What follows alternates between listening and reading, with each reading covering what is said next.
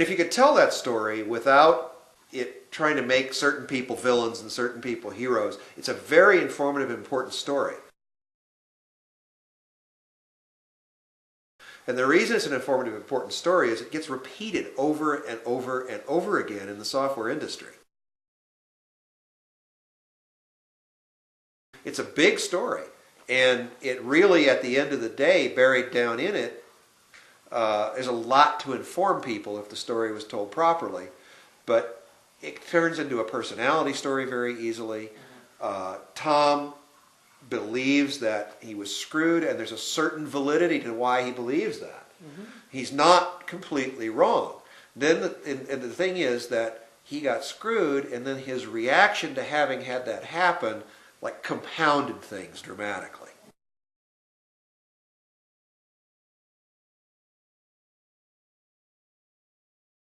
I had been working for another company and that moved out of state, and I was unemployed for a while and decided that they needed somebody to keep them organized. And when I started working for SCA, they had been in business for about a year, just Tom and Andy.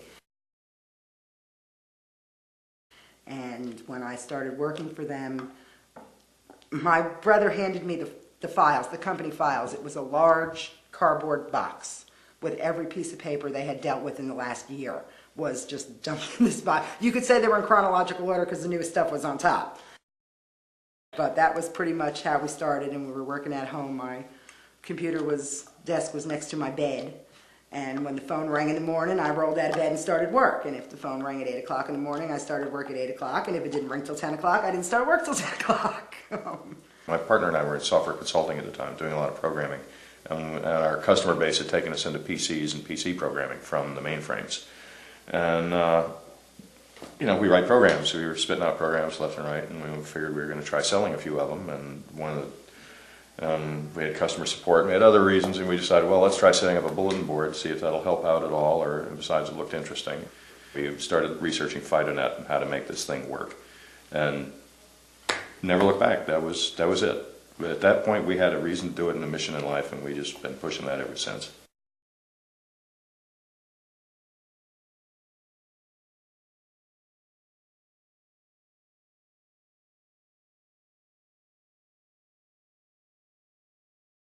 I mean, he generated a tremendous amount of technology, and more than technology, concepts. Conceptually, he took steps.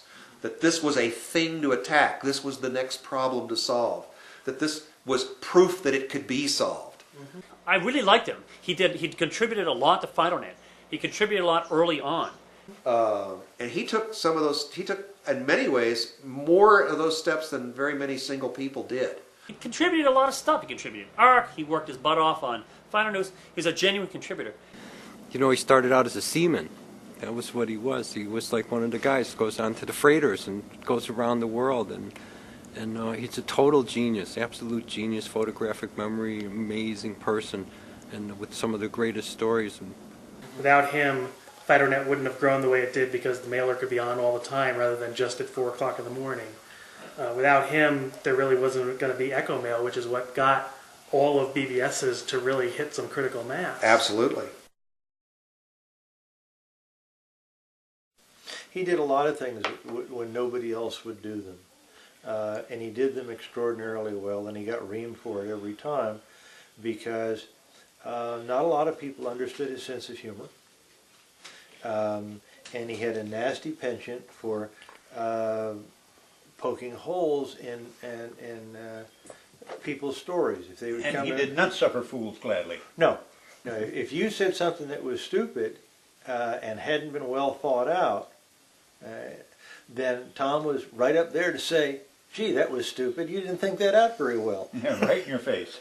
And, I was a big advocate for Tom for a long time and tried to really take his side in a lot of stuff for quite some time in those early days of FidoNet. But it just became difficult at a certain point because his idea of how he should respond didn't feel like something that, to me, was going to get him there. We always got along, even though there was a point where for a period we didn't want to be literally in the same room because it was just tense. But yeah, so he's a complicated guy, and he's done a lot of good stuff. And I think he really I don't think he ever meant badly for anybody.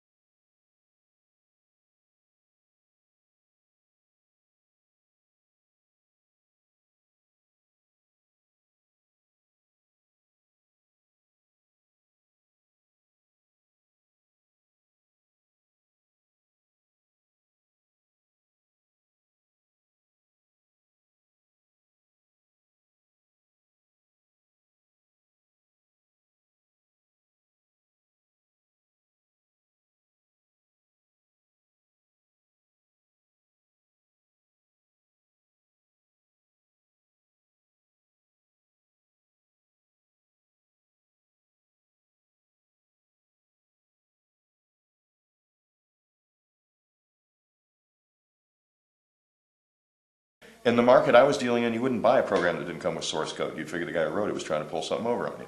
You know, I mean, in mainframe environment, it worked that way. You know, he started out with things being free. He was trying to use the model of get it out there for free and then start charging for it at a time where that model was pretty unique. And it turned a lot of people off and turned a lot of people against him. And by the way, many years later, entire companies were built on that model, like Netscape and others.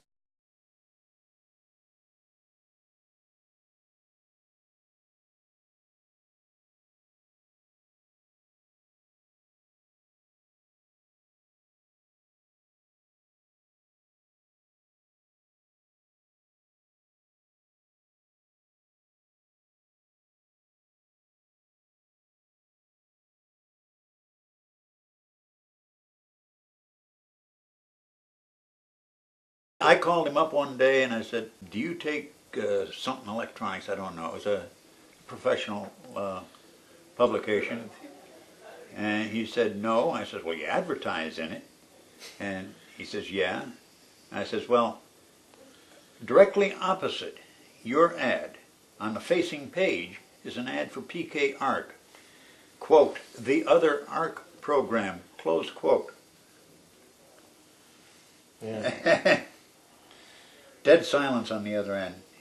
And finally he said, say that again. And I read it back to him again.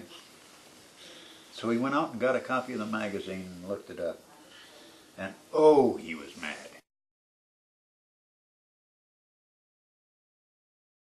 I followed as best I could without getting my feet wet the life and times of Mr. Katz, because I'm the one that recommended to Tom and Irene that they go to court.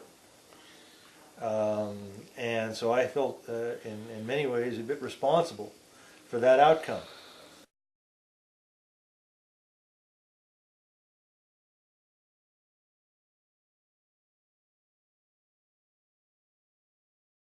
At the time, I was just following accepted practices of this is how to make a living doing this stuff. Well, you know, this is what you do. You publish it. You declare copyright. Somebody infringes you, you send a cease and desist letter. Suing wasn't our first choice. We sent a cease, you know, and there were other people who were doing the same sorts of things under license. Vern Berg, who had an archive extractor that was faster than PKX Arc and smaller. You know, we were working with him. There were people doing versions of ARC on several different operating systems, and we were all working together. We were working up, we called it the ARC Consortium, to deal with all this. Phil Katz pretty much told us to get lost. Said his was a completely original work. It had absolutely nothing to do with anything that we had ever done. It was just he and his mom came up with it sitting around the kitchen table. No resemblance, all purely coincidental. Of course, you know, our expert witness got a hold of his source code. It turns out to have my comments in it. So, Fundamentally, when you looked at the code, it was exact, including the spelling errors. Because my brother wrote some of that code too, and he can't spell to save his life. I mean, the spelling errors were exactly the same. You know, there was no doubt in our minds whatsoever. We knew we were right.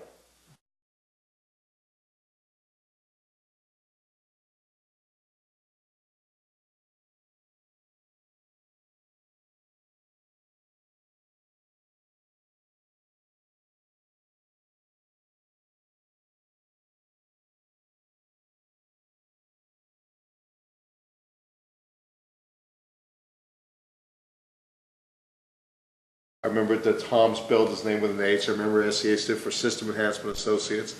I remember thinking they were just a bunch of, let's beep this out, they were a bunch of dicks. And, you know, picking on this little guy who was trying to make something better. So what, he called it this. Fine, he changed the name to something else and they still wouldn't let him go. And of course, everybody was behind Phil Katz at that time because he was the little guy, and SEA was the big brother corporation that nobody wanted to deal with. But it was like a David and Goliath thing is how it struck me. On all the systems that were out there, everybody was pushing to not purchase C's software and stand behind Phil Katz. And we all switched. We all just kind of ran over to him. It never occurred to me that there might have been something going on there, and I'm still not sure that there was. Tom was not always the big guy. He was a small guy at one point, and I think he forgot where he came from. and just decide that, he wanted to be king of the world. Little did he know that Bill Gates was going to be king of the world. There was no big company involved anywhere. Yeah, it was Tom and Irene, and they had one guy working for them. One guy working for him, and it was Phil and his mom and a guy working for them. And I think Katz fed on that, and he fed that he was the underdog, and there was two family businesses that were vying, and man, he took his code. That wasn't right, and even if he went to make, which is okay, you're supposed to be able to take some stuff and you make your enhancements and that's it, but yeah, you got to give your credit, and if you took all the exact code and you just stuck it in, and he didn't even remove the comments, so it's like he didn't even take the precautions a normal good thief should take. I'll never understand, okay, why, we weren't, and anybody who wanted to look could see that we were not a big company. It was a small family. Like I said, I think the most we ever had at one time were 6 full-time employees and 1 part-time. And it was just this massive organized PR campaign. Andy and I were techies, we were software consultants out of Manhattan, what do we know? And we got blindsided by this thing, and it buried us. And, and I ended up hating to read the mail. And I don't know how a lot of it being a small company, okay, and trying to sell to the corporate world, you want to try to, look like a bigger company than you really are. But that's not an easy thing to do. The thing is that's the classic case. Phil understood that it was a PR war and was able to wage it well. Tom thought it was a war of, and this is an engineer's failing, thought it was a war of unemotional facts, and that when all the facts were on the table, everybody would see them, not realizing that as soon as something turns into a PR war, nobody is ever going to see the facts anyway. It wasn't that we thought it. It wasn't that we speculated it. We were right. And we just could not believe. And that starts to sound like I'm saying he's a bad guy, when I think quite the opposite. I thought Tom was a good guy. I did a lot of work with him. I licensed his stuff. I interacted with him a lot, and I think he's a good guy, but he made the kind of business failure versus technical failure in analyzing how to deal with problems in front of him. I still can't believe it. A whole lot of it, that, the stuff that went on, it's like, we were right.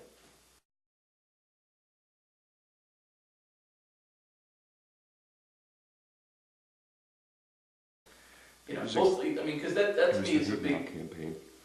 You really want to know was the hate mail? I'm going to do that. Look,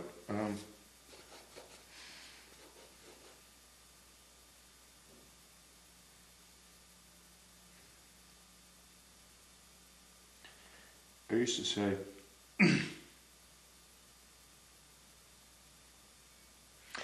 say, Sherry, it wasn't about the money, it was about the mail. There wasn't all that much money involved. And most of that would come from corporate licenses, like somebody would send us, you can probably still see it, I think I still get the price list online. It wasn't much. Corporation paid for like an unlimited license or something. Once in a blue moon, we get one of these things in that, some big office buildings, whatever. And that was where the bulk of the money came from. We get, every now and then, I think it was actually a cheap, I don't remember how it was. I don't remember how much the licenses were, but the unlimited license was a reasonable chunk of change. And every now and then, once a month, every other month, the company would buy one of these, and however often, and that was where the bulk of the money came from. But the bulk of the payments were individual $35 payments from people, just plain old people, and they'd write letters. I got fan mail.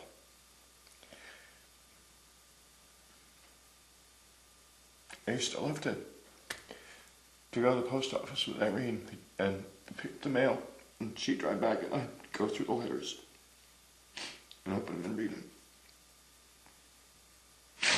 And then he started a hate mail campaign.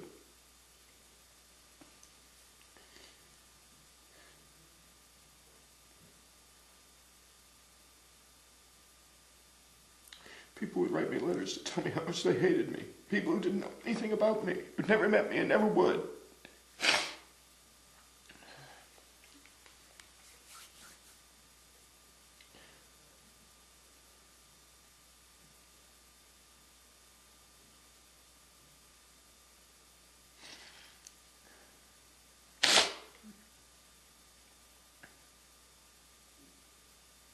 And I can tell you the time there was a guy called me on the phone when he asked me some questions about it.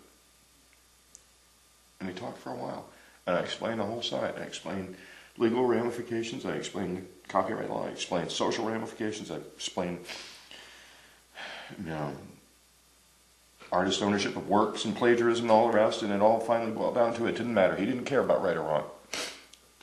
He didn't care about right and wrong.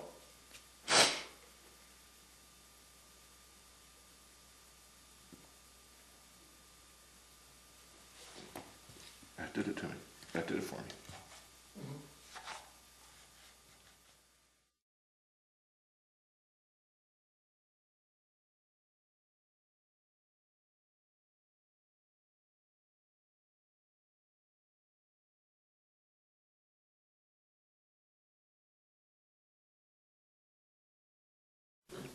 Because when we finally made the move and they sold SEA and made the decision to move on, he was done with it all. And I think at that point in time, he probably would have been happy if he never saw another computer again as long as he lived. And he has, I suppose, a right to a certain bitterness that he's not seen as the one who brought those technologies to bear in each case when he did. At the same time, it's how he handled it at a business level, not a technological level, and not a personal level. It's a business level interaction that he had business opportunities that he took incorrect steps to try to handle, and as a result, other people benefited at a business level much more than he did. But the other side of it too is it was just one program, and I've written a lot of programs over the years. And looking back at this point, it's a minor utility for an operating system nobody uses anymore. Who really cares?